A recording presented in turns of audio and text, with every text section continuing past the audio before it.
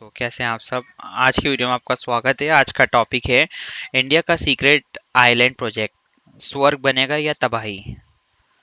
एक ऐसा आइलैंड जहां आदमी से ज्यादा जंगल है, जहां जंगल ट्राइब्स आज भी मॉडर्न दुनिया से कम्प्लीटली अलग रहते हैं, जहां दुनिया का रेयरेस्ट टर्टल्स अपने एग्स देते हैं। और अब इंडिया यहां बना रहा है एक mega city, airport, megaport, luxury tourism और लाखों करोड़ों का डेवलपमेंट प्रोजेक्ट। लेकिन एक्सपर्ट बोल रहे हैं ये प्रोजेक्ट इंडिया का फ्यूचर भी बन सकता है और इंडिया की सबसे बड़ी इन्वायरमेंटल मिस्टेक भी। तो आखिर अंडमान निकोबार में हो क्या रहा है और सोशल मीडिया पर लोग इस प्रोजेक्ट को इंडिया का हिडन ट्रुथ क्यों बोल रहे हैं, आज की वीडियो में हम फैक्ट के साथ समझेंगे। अंडमान निकोबार इतना इम्पोर्टेंट क्यों है। सबसे पहले समझो location. Andaman Nicobar island India का मेन लैंड से बहुत दूर है, लेकिन स्ट्रेटेजिकली ये आइलैंड गोल्ड माइन है। क्यों? क्योंकि ये मालाक्का स्ट्रेट के पास है और मालाक्का स्ट्रेट दुनिया के सबसे इम्पोर्टेंट ट्रेड रूट्स में से एक है। चाइना हो, अमेरिका हो, जापान हो, सब कंट्रीज का कार्गो शिप इसी रूट से गुजरता है। मतलब जिसके पास यहाँ कंट्रोल होगा उसकी पावर इंडियन ओशन में स्ट्रांग होगी। इसी वजह से इंडिया का ग्रेट निकोबार आइलैंड को डेवलप करना चाहता है। प्रोजेक्ट में क्या बनने वाला है। गवर्नमेंट का प्लान बहुत बड़ा है। एक ह्यूज इंटरनेशनल ट्रांसशिपमेंट पोर्ट, एक international airport, power plant, township, luxury tourism infrastructure.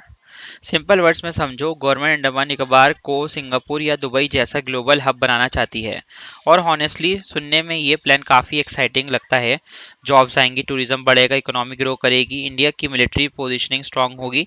लेकिन जितना बड़ा प्रोजेक्ट होता है उतने बड़े क्वेश्चंस भी उठते हैं। असली कंट्रोवर्सी क्या है। एक्सपर्ट्स का कहना है इसी प्रोजेक्ट के लिए मैसिव फॉरेस्ट एरिया क्लियर किया जा सकता है। और ग्रेट निकोबार कोई प्रॉब्लम जंगल नहीं है, ये एक बायोडाइवर्सिटी हॉटस्पॉट है। यहाँ रेयर बर्ड्स हैं, यूनिक स्पीशीज हैं, कोरल रीफ्स हैं और लेदरबैक टर्टल्स हैं। लेदरबैक टर्टल दुनिया का सबसे बड़े सी टर्टल्स में से एक है और ये आइलैंड उनके नेस्टिंग स्पॉट्स में से काउंट होता है। एनवायरमेंटल ग्रुप्स वार्न कर रहे हैं कि अगर लार्ज स्केल कंस्ट्रक्शन हुआ तो इकोसिस्टम परमानेंटली डैमेज हो सकता है और प्रॉब्लम सिर्फ एनिमल्स की नहीं होगी। ट्राइब्स का इशू। अंडमान निकोबार में कुछ ट्राइब्स आज भी आइसोलेटेड लाइफ जीते हैं, जैसे शॉपमैन ट्राइब, सेंटेनल्स ट्राइब, जारवा ट्राइब्स। इनमें से कुछ ट्राइब्स का आउटसाइड वर्ल्ड से ऑलमोस्ट नो कांटेक्ट है। अब इमेजिन करो, एक तरफ मॉडर्न सिटी बन रही है, दूसरी तरफ एंशिएंट ट्राइब्स अपनी ट्रेडिशनल लाइफ सरवाइव करने की कोशिश कर रहे हैं। क्रिटिक्स बोलते हैं डेवलपमेंट के नाम पर उनकी आइडेंटिटी और सर्वाइवल डेंजर में आ सकती है। गवर्नमेंट का साइड।